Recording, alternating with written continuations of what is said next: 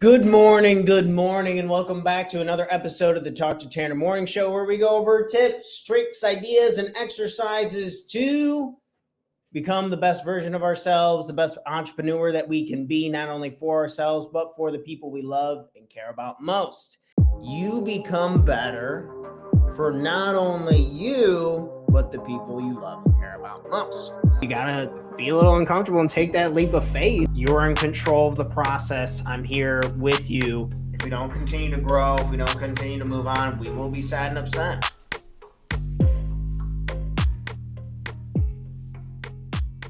And I'm very excited on episode 257. We have an amazing guest, Tiffany Vondran. She is a real estate broker out of the Chicagoland area. A cool, interesting individual, both growing on social media platforms and serving clients across the Chicagoland area. I think we can have a fun episode where we're going to learn more about ourselves, more about our careers, and kind of the balance in between the two. So without further ado, I welcome Tiffany onto the show. Tiffany, good morning to you. Good morning. Thank you for having me. Yeah, thanks for stopping by the morning show this morning. I know I've seen you posting and doing stuff like that. Have you done like a live interview or anything kind of like this yet before? I just started doing Instagram lives with one of my coworkers every Wednesday. So we just finished our fourth one. Our first one were terrible. We're getting better at it. So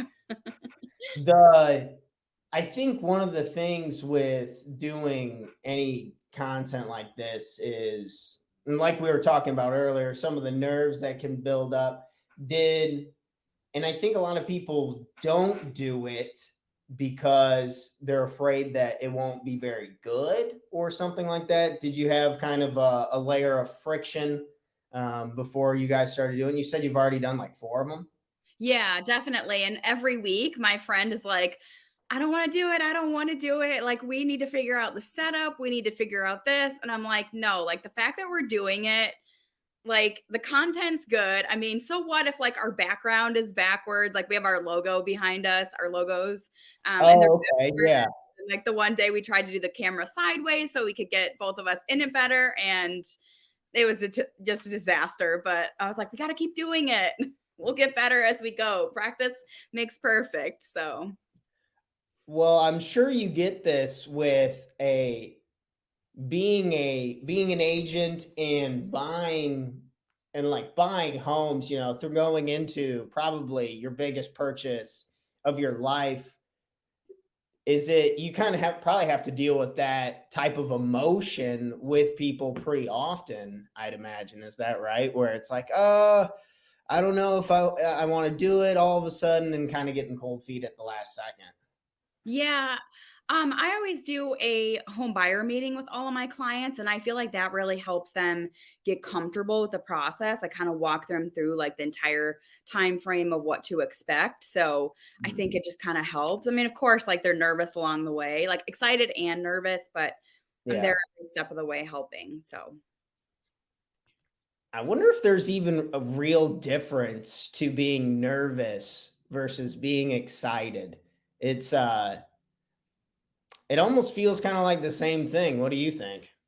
I don't know, like I had a closing on Friday and we did the final walkthrough and I was like, happy closing day. And she's like, I don't know. I woke up and I was just like, I can't believe this is happening. Like I'm really nervous, but um, so yeah, I think it's probably like a good nervous. Kind of makes me like, just whenever I'm slightly nervous, whether it's like doing talks or this and that, or you're kind of working with people so closely, it's kind of makes the day more exciting, or you're not worried about the time of the day or like the day of the week or these types of things, and you're kind of like more locked in the moment when you are working. Are you able to do that? Or I mean, imagine that things are pretty chaotic for you, left, right, and center. Does it seem like the days go by fast for you, or are you kind of pretty meticulous on the time and scheduling and stuff? I feel like they go by quickly just because I'm busy the entire day. I try to time block and stick to the schedule. Right now it's a little bit challenging with multiple offers because stuff will come on the market and you have to go see it like that day because it'll have multiple offers by tomorrow. So it can get a little bit hectic when you already have your evening appointments already planned with another client, but then one of your other clients has to see something right away. So Yeah. trying to have people help out. We have I love the name Pool Shark Broker. I was curious how this, because you weren't in to my understanding when I was doing looking up your stuff, you've been in real estate for a really long time, but you kind of made a transition in recent years to being an agent. Could you kind of speak on that? And then how the heck did the pool shark come up? Do you play pool, or how's that work? I'm really curious. Yeah, so I went to school for paralegal studies. So I worked for a real estate attorney, and that's kind of how I got into the real estate field. Okay. I wasn't really sure if I wanted to go on to law school, but worked in the field. And honestly, I thought it was a little bit boring. It was just like changing people's names on different forms, like on the deed and on all the closing documents. Yeah. So then 2008, I was let go it was like right before the downturn. So then I had just gotten my real estate license and decided to sign with App Properties and worked there for several years. I was on a couple different teams while I was there. And then in 2019, I moved to Fulton Grace and became a solo agent, like not on a team. Okay. So you don't have to go to, or you did have to go to law school for your period and you were wanting to, but you decided not to, or how did that work? Could you clarify? Sorry.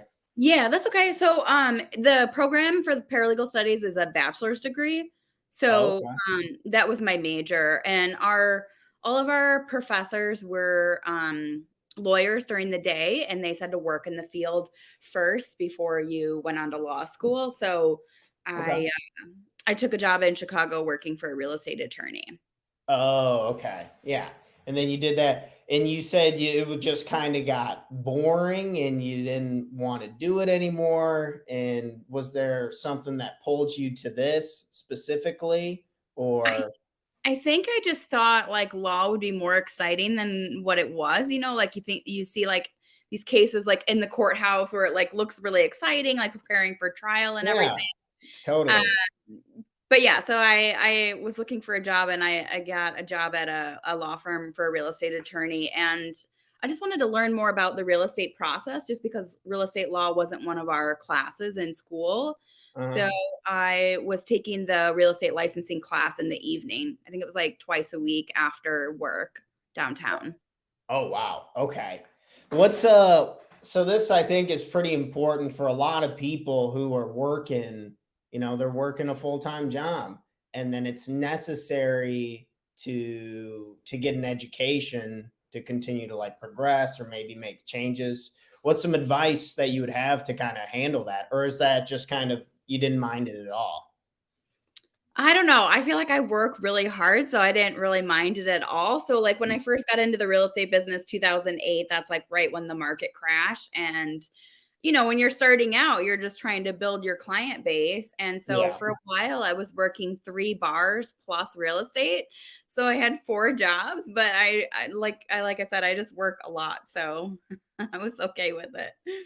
Is there I wonder what the percentage is of agents who work like full time, like they don't have a side job or they don't do that. Do they ever talk about that, or is it in the car meetings? Would you have a rough idea on like what that be? I think it's more common when, like, the real estate, downturn, so, like, now that we're going through a little bit of a shift in the market since Oh last yeah. Mhm. I think they're expecting, like, 20 or 30% of real estate agents to leave the business just because Mhm. it's gonna get harder and harder. Yeah. No, for sure. It seems like real estate can be the hottest thing on the planet, and they're selling like cakes, and everyone's getting commission checks, and then few things can change, and it's like, well, I have a low interest rate, I don't want to move, or this and that. I mean, I'm sure you've heard every possible reasoning. So I guess, okay, so now you've been going through that, you got the classes, now it's moving on to the being the pool shark broker and becoming an agent. How did this come about? Like, was there something that you used to do as a hobby, or how did that come to play?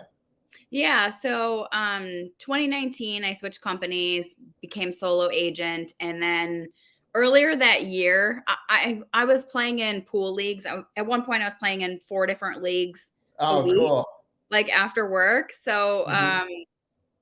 I played on several teams, and then early 2019, actually it was summer 2019, we went to Vegas and competed in the World Pool Championships on one of my leagues. Damn, nice. So How'd you then guys do? we made it to the money round. We didn't make it to the TV round, but it was an amazing experience. And Okay. everyone just started calling me Pool Shark. Like I was going to a kettlebell gym, and like the coaches would call me Pool Shark. And I don't know. So then I just decided to brand myself as that. I know it has nothing to do with real estate, but I just felt like it made me unique instead of just like Yeah. my name. Hmm. The Yeah, there's rightfully so. There is a crap load of real estate in the city of Chicago, and there's a lot of people, and there's a lot of broker. There's a lot of everything, right? That's one of the joys of the city. And setting yourself apart can be hard. And I don't know, it stuck with me. Like your name stuck in my head. Sometimes it feels like it. I don't know. Do you ever feel like the names of products don't really matter as long as like it's unique in its own way? Or I'm trying to think of a question around that, like branding and like trying to find names. Should people worry too much about it, or just go with something that works for them? I don't know, like, when I was trying to decide, a couple people were like, "Well, it sounds, too, like, aggressive," or, like, "You gotta be careful with the word shark in there." So some people, like, said things about it and not to do it, but, I don't know, like, I just feel like if people met me and said like, saw my name was Tiffany Vondran, like, would you remember my name? Like, if you saw me at an open house and I said who I was, like, if you left there, would you remember that? But if you saw that on my, like, business card and you knew that I played pool, like, you'd say, "Oh my gosh, like, the real estate agent that plays pool." Like, it's Yeah. something that, like, differentiates me from Yeah, everybody else. exactly. Okay. No, very cool. Do you still play today? Do you I don't. I haven't played in a while. Okay. It's getting pool tables in some of those Chicago properties, I'd imagine, would be a real pain in the butt. That's funny. One of my old roommates in when I used to live in the city was he was hell bent on getting a pool table into our apartment, and it just totally took up the entire space because you not only need like the pool table space, but you need the space on the outside. The Do you help people with setting up places and like doing I remember someone that I met, they do staging like full on. Do people still do staging, or do you do virtual staging nowadays? I do actual staging. I feel like with the virtual staging, it's great on the photos, but when people get there, they can't see like they can't get a perspective. They feel like they're a little bit underwhelmed when they get there in person. So I believe in like just actually staging properties. And I feel like it really helps sell it faster and for more money because people walk in and they're like, wow, like it just has like such a different, if you look at those before and after pictures, I have some of them on my social media, but it's such a Mhm. difference. Like a little, like a coat of paint and some staging goes a long way. Yeah, and you gotta. I mean, these people are going to be here for the long haul, hopefully. So, getting comfortable and making sure it's the right thing. Do you have kind of want to talk about some collaboration in business? I know you had mentioned that you were making that podcast with one. Is it your friend or is it your lender who you? It's my coworker, and then we're bringing in different industry professionals. So like a couple weeks ago, we had one of my lenders join, and then tomorrow we have an attorney, a real estate attorney, joining us, and then Oh, cool. hopefully, eventually we'll have stagers, a renovation company, like different, um, just kind of collaborate, help each other with our business. Yeah. Where's that at? I wanted to pull it up. I can present over here on my screen. I wanted to kind of On my show. Instagram, I Okay. would show the last one. That one was the best one. Okay. So is this your friend Yeah, the or second one there. Yep. okay. Well, that's cool. Yeah, So we'll finally have to check it our out. background facing the right way. Oh, yeah. Okay. Well, that's very cool. Good for you. I'm glad. I'm gonna definitely be checking this out. I always try to. Um, we should make some comments saying that we are live right now. That's fun. Yeah, make sure to check out Tiffany over here at Pool Shark Broker on Instagram, and they'll be having some more live content coming out tomorrow. Cool, cool. Thank you. Oh yeah, of course.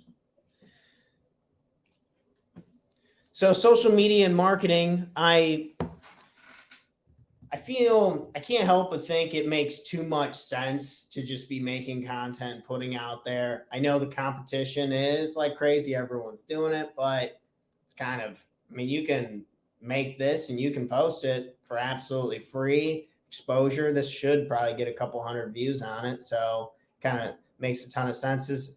Do you, is that why you wanted to get started in social media? Was like for business stuff, or do you just enjoy it? Have you always been into it? What's up with social media? I feel like I always kind of struggled with video.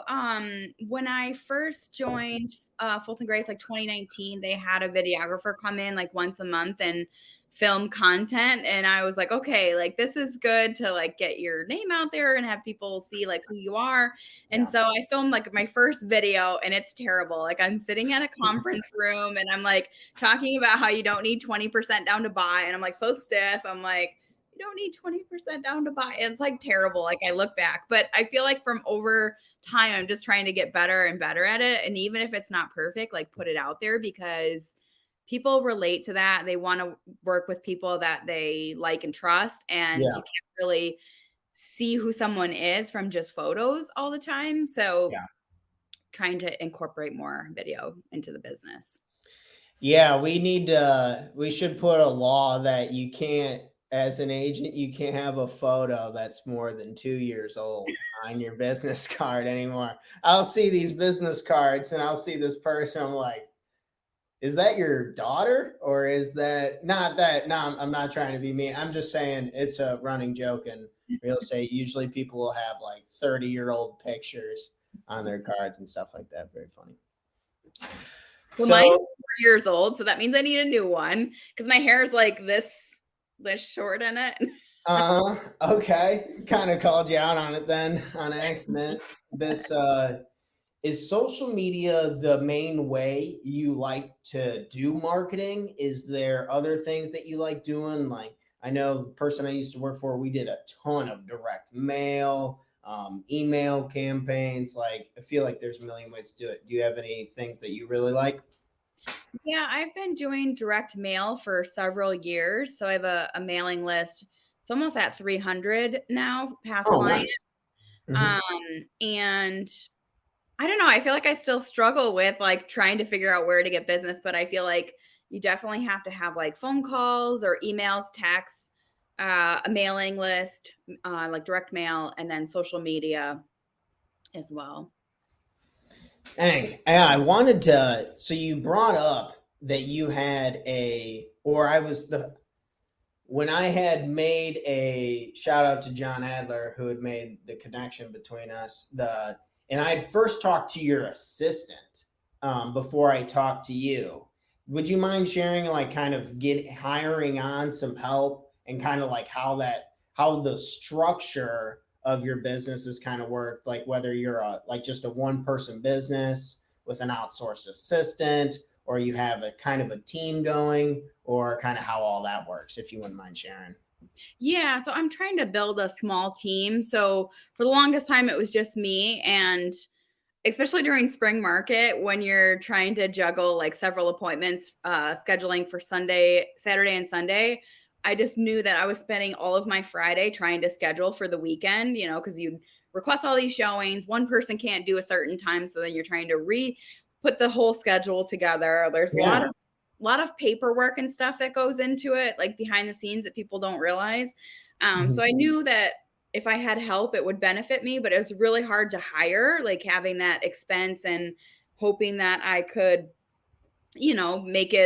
make the team work. So I hired someone full time, and it's honestly been one of the best things because it's like doubling up my hours. So, she does all of my schedule, manages contract to close, helps with like getting the mailing list together, helps with some of the social media stuff, like ordering graphics through our marketing team. Um, Yeah. but now I'm looking for like a newer agent to join the team. Um, Oh, cool. I kind of got started in the business by working first time home buyers and taking the lead on our rental clients. So it was like some of Yeah. the clients would go to buy and then they would decide to rent, or we'd have landlords where we'd lease their properties for them. Mhm. So still have like a lot of referral business from that. So I'm looking for like a newer agent that wants to take the lead on that and then also help some of our buyers as well. Oh, shoot. Okay. So the assistant now is that a 1099 employee? Are they like hourly, or they're kind of under, how does that kind of work? I'm sorry about that. It's okay. She's full time. So she has a set salary. So she's not, Oh, okay. yeah. Cool. This new agent is trying to think if there's a way, are you kind of just gonna let it naturally happen when you find the right person, or are you going down to like car, for people who don't know, Chicago Association of Realtors, and like just trying to see new agents in general? Like how are you kind of heading that project?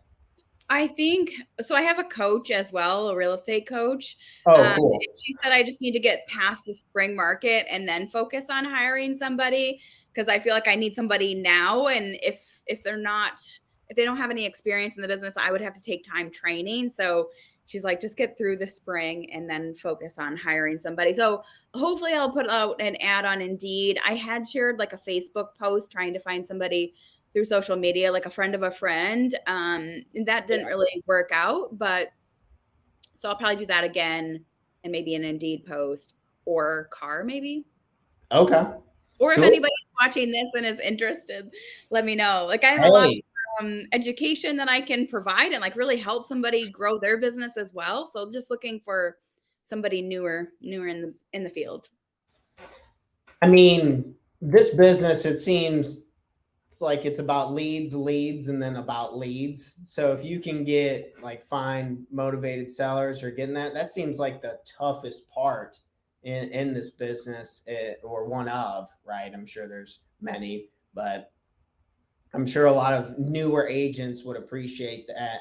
And I think a lot of, or I used to sell, places in the city myself, and it seemed like that was by far the hardest barrier to entry, or like something that most new people underestimate, is that you don't just have your phone ringing off the hook as soon as you like get your licensing done, and that Mhm. type of stuff. So I'm sure someone would greatly benefit. Yeah. That I feel like that's still the hardest part. I feel like everybody probably struggles with getting leads, and then you'll spend so much time in spring market, like, out with clients, and you're not working on prospecting as much, Yeah. and that's why you have, like, those waves in business where you're, like, really busy, and then all of a sudden you're like, "Oh my gosh, I don't have any new business coming in. I'm not doing my handwritten notes. I'm not doing my phone calls." Like, you just really have to try to manage the business and the Yeah. prospect because otherwise you get to a point and you're like, "Oh, shoot, now what? I don't have any new leads coming in." This I want you had touched on coaching, and I of course wanted to jump on that. I was really curious. So you have a real estate coach. Do they kind of coach you on your business, and kind of how has that been helpful for you?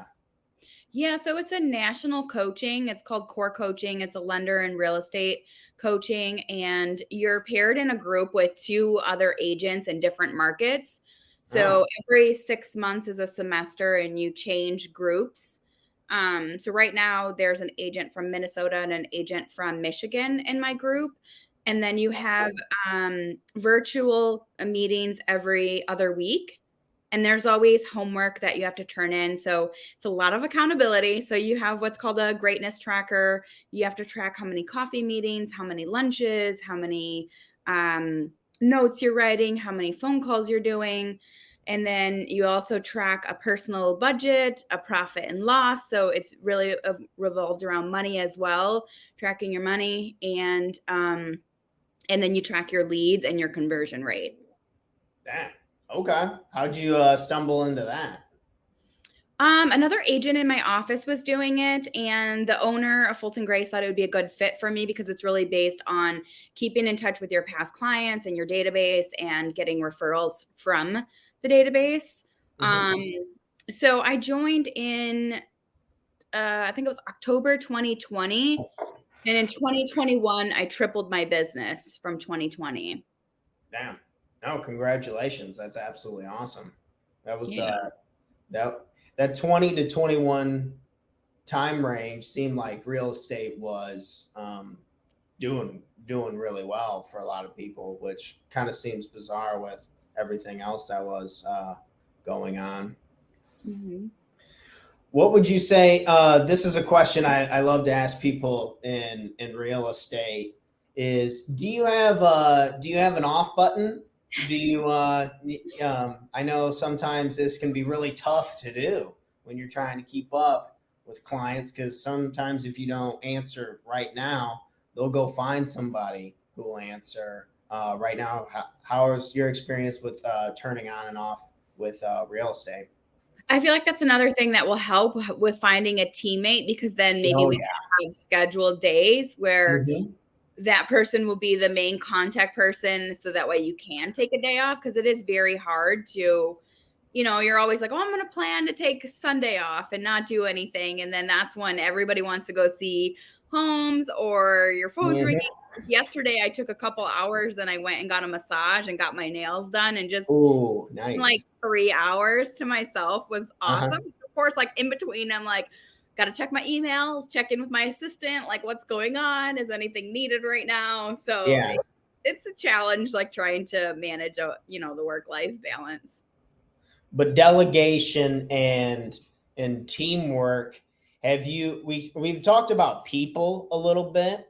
Is there like tools or systems that you've been really liking using for your business? Like an example would be for social media, I use this software called Plannable, and you can pre-post stuff on social media, or like right now we're streaming on StreamYard. StreamYard doesn't pay me. If you want to sponsor the show, shout out to StreamYard.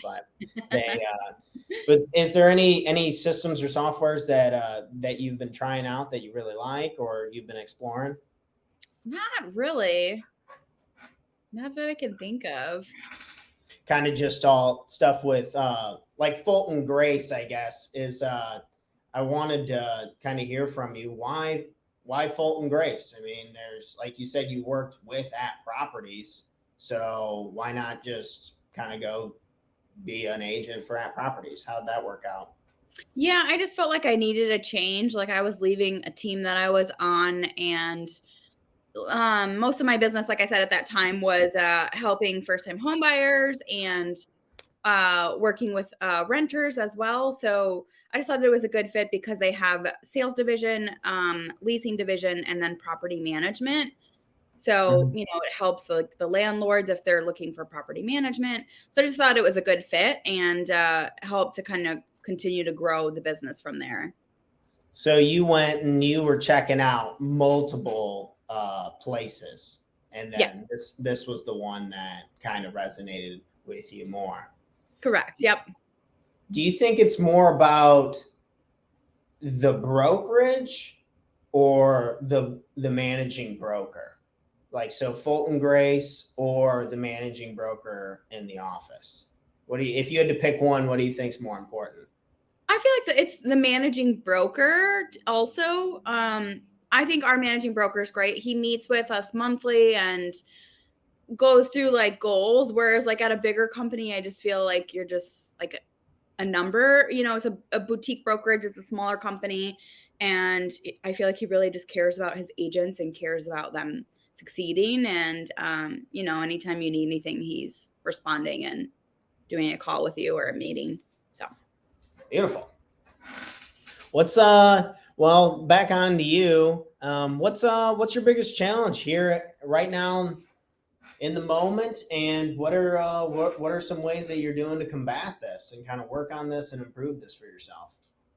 I would say definitely like generating leads and just trying to manage all the existing business and things that are going on now and keeping up with the prospecting just because, you know, like the last couple weeks, I just noticed that like my calls were way down. So I know that if I don't step it up, like I'm going to have a slower June and July because I'm not working on the business. I'm too busy out in the business. Yeah, that concept versus on versus in. It sounds like with getting an assistant and another agent to kind of help you focus on the most important pieces of it will really help with that. No, nice job. That's awesome to hear. Do you have maybe like a number one goal for 2023?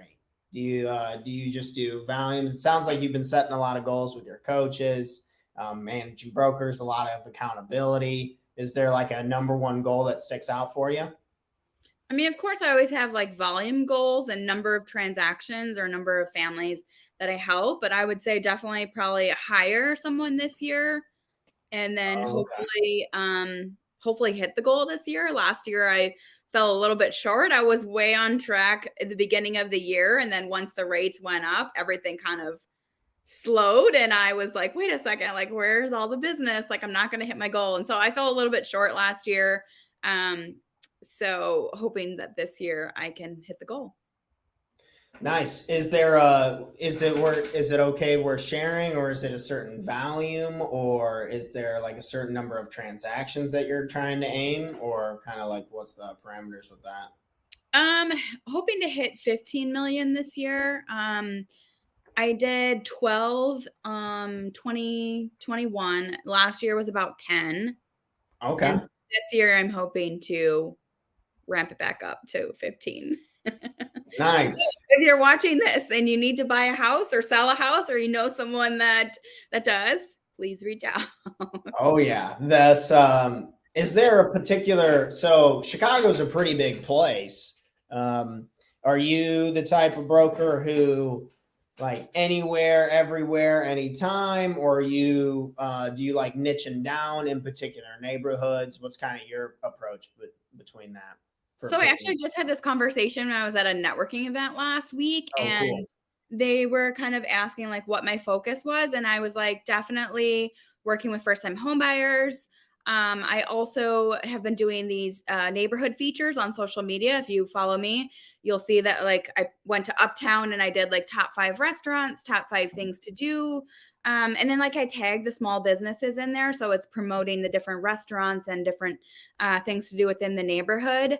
Um, so I just feel like I've gotten a lot of people that are relocating to Chicago that are curious about trying to decide on a neighborhood. So definitely relocation, first time home buyers. I'm more comfortable in Chicago. I feel like it's hard to know all of the 77 neighborhoods of Chicago plus all of the suburbs. So um definitely like West Town area, and then my office is in Wicker Park, so around there, and then I live in Ravenswood, so like Lincoln Square, Andersonville, very familiar with those neighborhoods. Okay, cool. Yeah, I actually used to live in Uptown myself. I love that area. It's changing a lot very quickly. Yeah, I bet. It looks like it. I absolutely, is it a pain in the butt to make these types of videos with like these are 5 things you can do in this area? Or I mean these I feel like this is a big piece of what people come to oddly enough, to real estate agents for. It's like, okay, I just moved here. Like, what the hell do I do now? Do you like making this type of stuff, or is it kind of just for work? I do. I have a content creator and I really like it. A lot of people are commenting on it, but I'm not getting business from it as Mhm. much as I want. So it's really hard to like track the return on what you're spending versus how many clients you're getting from it. Because it's Right. really like a direct, oh, I saw your Instagram video. I'm reaching out because I'm looking to buy. Um, Mhm. so Okay. it's also another thing I struggle with, like where to spend the money on the business.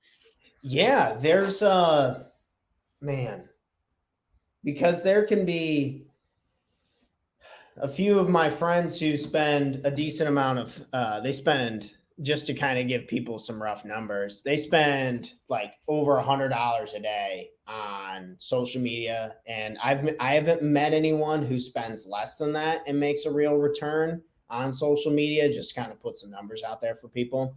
But it's but I've also seen like this one agent who I used to work for with at properties. He would just pay people to hammer the phones, and the returns on that were pretty good. You got to have people willing to do that. I can't. I could, but I've never been one to be a fan of cold calling. What's your least favorite way to prospect for business? If you had to pick your, like, I can't stand that, I absolutely wouldn't do that. Does anything stand out to you? Probably like door knocking. Like I feel Yeah, yeah, that stuff's tough. like Yeah, in Chicago, like I feel like somebody would I don't know, like people are so scared. Like it's answer the door. you can legally do that though, right? Like you can just go up to somebody's business and like knock and be like, "Hey, I do this live show. Maybe this I've actually done recently with one of my coaching clients. He was like, I got to do something a little more brash. And I'm like, okay, let's go. Let's just go door knock a little bit. And we weren't sure how to, because coming up with what to initially say seems super difficult. And we were thinking, okay, let's just offer something for free. And so we were just like, hey, this is the YouTube channel where we just promote personal development. We want to help people. Would you mind subscribing to the channel? Here's a QR code on my phone. Do you have your phone on you? It's like, who doesn't have their phone on them? Yada yada. And that actually wasn't too terrible. Well, he was doing it. I was just kind of there supporting him as a coach. But that's also, we're in a much smaller area. It's not as crazy as Chicago, yada yada. But it seems like if you could do that, just the number of people that you'd see. You ever see those people downtown and they have like the signs and they're like standing in the middle of the road? Sometimes I wish I just had like the heart and tenacity to do something like that. But I'm also like, man, you might get hit by a car. So it's like money, hit by a car. Yeah, I mean, I guess like with the door knocking, like, are people really going to be rude to your face? But I mean, the Right. likelihood of somebody answering for somebody they don't know is Yeah. probably kind of rare. I think maybe calling would be harder, like cold calling. But like I'll still do it. Like if we get an online lead that I don't know, I don't know, I pick up the phone and I call them. I'm like, I'm just, if you're not working with an agent, I would love to help you. You have questions about a specific property and try to get a meeting from there. But um This premise under not caring what other people think. How do you handle this? How do you deal with this? I don't know. I still feel like I struggle with it. Just try to be like, I don't care what you think, just do what you want to do. This Don't be afraid of no. yeah, that you beat me to it. It seems like it's almost like if we can just chase the no's and the experience of getting the no's, then it almost takes like the pressure off of like me having to. I feel like when people, myself included, try and grow my company, I'm sure you included, is like when we feel like we need the business from this person, then it's like a lot more crushing to when they do say no, versus if we're able to view it as, okay, I understand that you're only probably going to get 1% on your prospecting back. Like people who get 1% on direct mail are direct mailing OGs. I'm not super great with those numbers, but if someone got 1%, usually they're pretty pumped about it. If like we could just turn into the experience of getting so many no's, like, oh, I'm going to go get 100 no's today. It sounds so easy, but it's like, man, if you can kind of, it seems like, because nobody actually cares too much. Like people care about other people, but at the end of the day, if they didn't work with you, they wouldn't be like, oh, that pool shark is a real piece of crap. I can't believe she would even dare to ask me to sell my home. Like I would never think that or say that, but no, in my own seat, I'm thinking that after I asked for some coaching business, and in my head, they're thinking all this horrible stuff, but in reality, nobody really is. We're all pretty busy. That's what Yeah, it's like. my coach is always like, who cares? Like, call the next person, like, whatever, like, on to the next. If you're not going to buy or sell, I'll go find somebody that will. So, but Yeah, this it kind of shows how the reason why I don't like it, but it just shows that people do care a little bit more than we get credit for, which is maybe a nice way or a nice lens to look at it. If I didn't care what you thought at all, then I'd probably be an asshole like a lot more of the time versus like I do genuinely care and I want people to get better and this and that. And that's nice and encouraging that so many freelancers or small businesses nowadays that seems like that's the mission, right? We're just trying to help people, for you trying to help people find their dream home and get in there. If the intentions are good, then I'm sure most people will be open-minded to it, or at least they'll just say like, oh, I already have an agent, or vice versa, or the number of answers I'm sure you get all the time. yeah, everybody's always like, I have a friend that's an agent or a family member. And it's like, your friend that just got in the business a couple months ago is not going to look out for your best interest. So somebody that has the experience, has gone through all these different scenarios and know how to navigate through it. Dang. No, I mean, straight up, the loyalty on it almost, I mean, it seems brutal. I remember I had a client who I did more of the investments, like just like rental properties for people. And this investor I had done a couple transactions with in Irving Park, he just randomly flipped. He's like, "Oh well, my son got his license, so he's just gonna do it for me now." And I was like, "Oh, well, sick."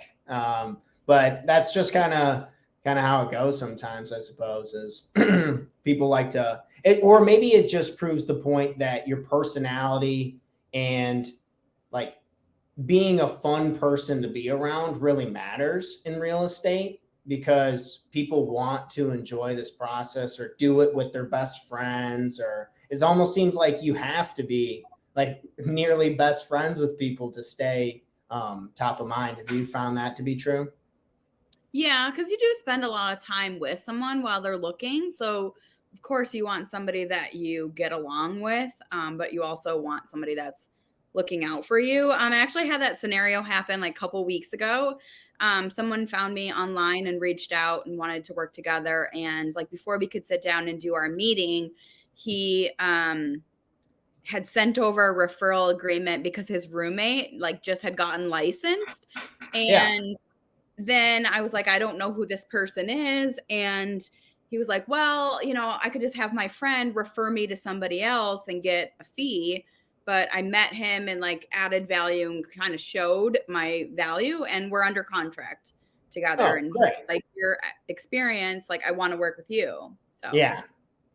And it's okay to do that, folks. If you have a big transaction coming up and you're working with your friend, but they might not have a ton of experience, and versus just maybe like with anything in life, maybe just shopping around a little bit and getting other opinions and quotes and ideas of how people handle themselves is probably a good idea if you are going to make such a massive purchase. I mean, properties aren't cheap in Chicago. So if you're putting down a bigger down payment, or if you're in the investment world or just primary, it seems to make sense to talk to pros like Tiffany. My final real estate question before we wrap up here for today. And if you had to restart your career in real estate, what advice would you give yourself? I would say join a team right away. So the first 3 years I was a solo agent, and then I joined teams, and that's when I started to get a lot more experience and learn from somebody who's experienced. So I would say I would have joined a team right away. Okay. This I know there's a ton of people out there. Real estate's something about it's pretty sexy. So I think there's a lot of people out there who are seeing this and like, man, I want to try that out. I want to see what it's about. Joining a team, getting leads, hopefully some of the problems and challenges Tiffany has shared has been helpful to you. And also if you're looking to buy, sell, or rent in the Chicagoland area, make sure to give Tiffany a call. If we kind of had on here, I wanted, before we get out of here today, where can people find out more about you? Where can people find out more about you? Follow me on social media. So on my Instagram there, Pool Shark Broker, follow me. And then I think you have my YouTube channel pulled up. Yeah, let me make this a little bit bigger. So this is Tiffany's YouTube channel. Man, some of these properties look absolutely amazing. I don't have that many views on them yet. I need more followers.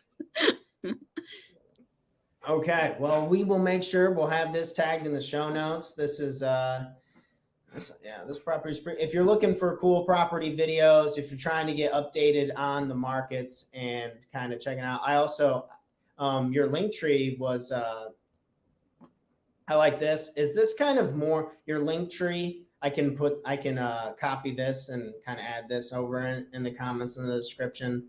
Is this kind of just like random stuff for us to learn as consumers, or what's kind of this link tree about? I think it's a few different things. So my website's one goes to my calendar, schedule a free consultation goes to my Calendly link to schedule a time. Another one was for my home buyer seminar. I do a monthly virtual home buyer seminar. Okay. So you can register for that on one of those. Yeah, 5 must-dos, first time home buyer seminar. Oh, okay. That's cool.